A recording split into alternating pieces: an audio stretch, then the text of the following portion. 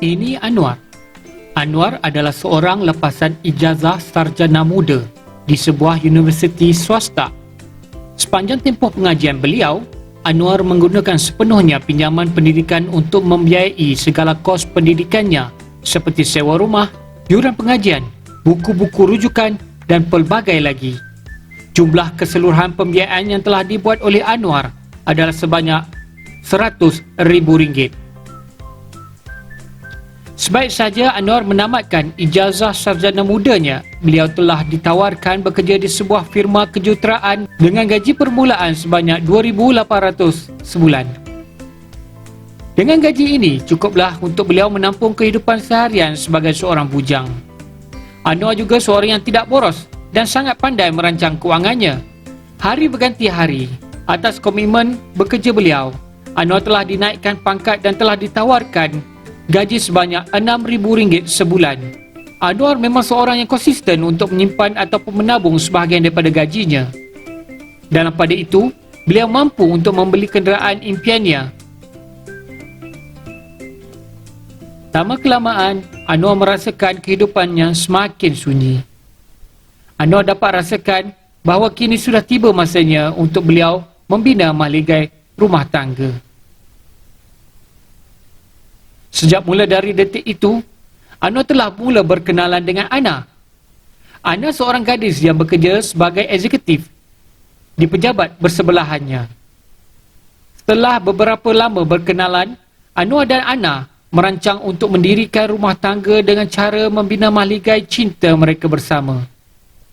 Ana telah membuat perancangan untuk mengadakan majlis perkahwinan mereka secara gilang gemilang di sebuah hotel terkemuka di ibu negara. Tetapi, ini dapat tentangan bagi Anwar.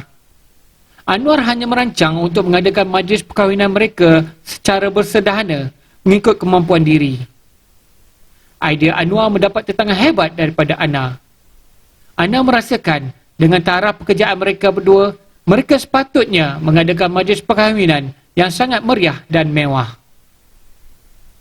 Bagi merealisasikan impian bakal isterinya yang tercinta, Anwar sanggup membuat pembiayaan peribadi daripada pihak bank demi menampung segala perbelanjaan majlis perkahwinan mereka yang akan berlangsung kelak.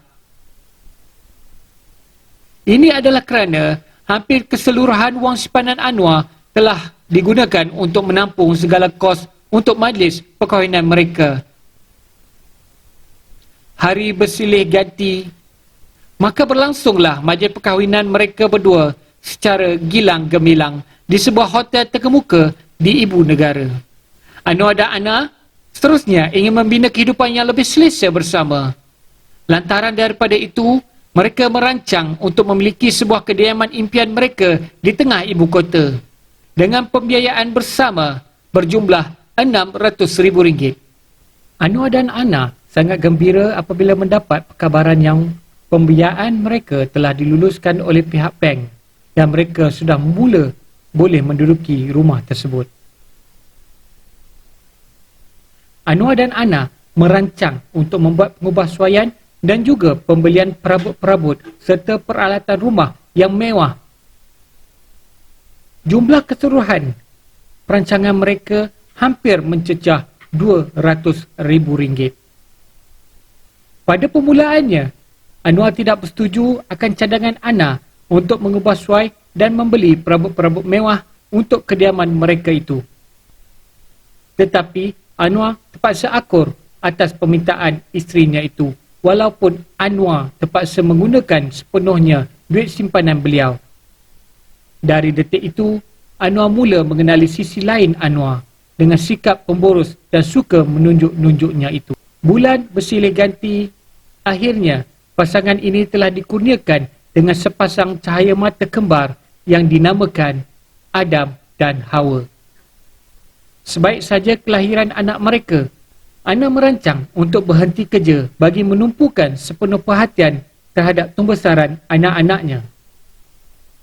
Cadangan Ana ini diterima oleh Anwar dan Ana mula meletakkan jawatan sebagai seorang eksekutif dan mula mengasuh anak-anak mereka di rumah. Pada suatu hari, Anwar terkejut apabila menerima penyata kewangan kad kreditnya yang menjangkaui nilai sehingga RM5,000. Anwar mendapati sikap isterinya yang sangat poros masih lagi ada walaupun telah berhenti bekerja. Ana gemar berbelanja mengikut hawa dan nafsunya tanpa melihat akibat daripada sikapnya yang bakal ditanggung oleh suaminya kelak. Dengan berbekalkan gaji RM6,000 sebulan, Anwar mula merasakan terbeban dengan hutang-hutang yang ada seperti hutang pembiayaan pendidikan, pembiayaan kenderaan, pembiayaan perumahan dan ditambah pula dengan perbelanjaan bulanan isterinya yang tidak munasabah. Ana dan Anwar mula terjerat dengan hutang mereka sendiri. Anwar mula buntu bagaimana untuk beliau menyelesaikan masalah ini dari terus menjerat dirinya dan keluarga beliau. Bagaikan sudah jatuh ditimpa tangga. Anwar mendapat perkabaran yang anak beliau, Adam, telah menghidap penyakit jantung berlubang. Sejurus mendapat perkabaran daripada doktor, Anwar dan Ana mula tidak tentu arah dan kehidupan mereka mula tidak terurus. Anwar berkongsi masalah dan bercerita dengan rakan sekerjanya di pejabat. Rakan karibnya menasihatinya untuk mendapatkan khidmat nasihat kewangan dan kaunseling bersama dengan pihak AKPK. Anwar akur dengan nasihat rakannya itu. Bagi mencari penyelesaian terbaik kepada permasalahan yang dihadapi olehnya, Anwar terus mula mendaftarkan diri dan cuba mendapatkan tarikh yang sesuai untuk mendapatkan hikmat daripada pihak AKPK.